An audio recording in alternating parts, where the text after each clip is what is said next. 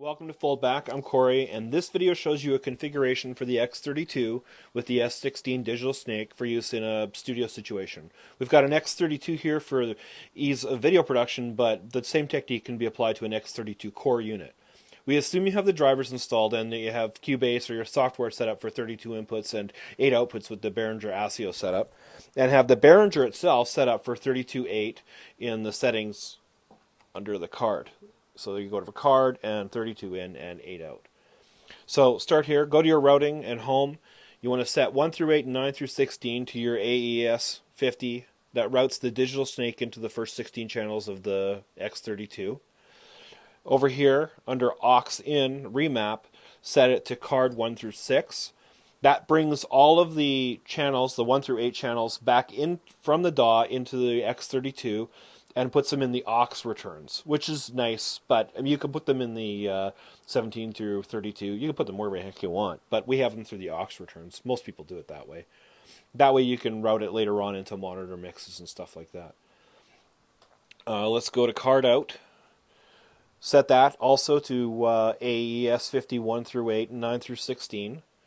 The reason we're doing that is it puts the snake channels back into the DAW as the direct outs. So everything that comes through 1 through 16 will go direct out into the cards 1 through 32 or whatever. Actually, yeah, you should set it up. The snake, I only have a 16 channel snake, but anyway, if you had 2, you could do the other.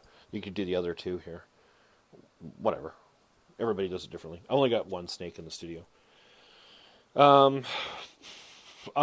So that sets the direct outs. The direct outs are pre-fader. They're right after the trim, so it's a nice solid clean feed. Go to AES 50A. We'll set the outputs through 1 through output 1 through 8 is going to be out 1 through 8 and out 9 through 16, even though it's only 8 on the snake. The reason I'm doing this is because I have a Motu 2408 in standalone mode hooked up to the digital snake with optical cables, which feed my main, my Q, and my reamp feeds to the control room. Because my studio uses the X32 core, this is the easiest and really the most fun way to set it up. And you can really tell how well thought out the X32 is because they added stuff like the light pipe on the snakes. Plus, it's keeping Elisa's in business. So that's how you configure all of that. Now let's get into the monitoring. So setting the X32 up for monitoring while you're tracking, I've got buses 1 and 2 set up to aux 1 and 2 returns, which is my main mix from the DAW. Buses 3 and 4, which is our Q mix, and the one that everybody's going to be listening to when they're tracking, is the Q mix from the DAW, which includes a click, and it's all of the reverbs and stuff on the X32, so you can hear the effects while you're tracking. Any channels for anybody who wants to be monitored, like I've got a vocalist on 16, you can add compression to their voice so they can hear themselves singing with compression.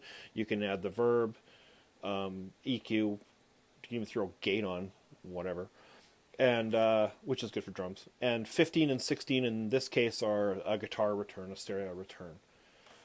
And 5 and 6 on the buses are my reamp channels, which are fed by 5 and 6 on the outputs.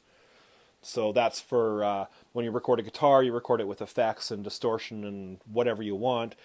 And you also record a clean feed from the guitar, and then later on when you're mixing, you can put the clean feed back through the reamp channels, run it back into an amplifier or whatever, and then you can change the tone, change the delays, change the distortion to suit the mix after you have your vocalists and stuff in. So that's how you set up the Behringer X32 or the X32 core or any of its derivatives for monitoring in the studio with the other settings that I have set up.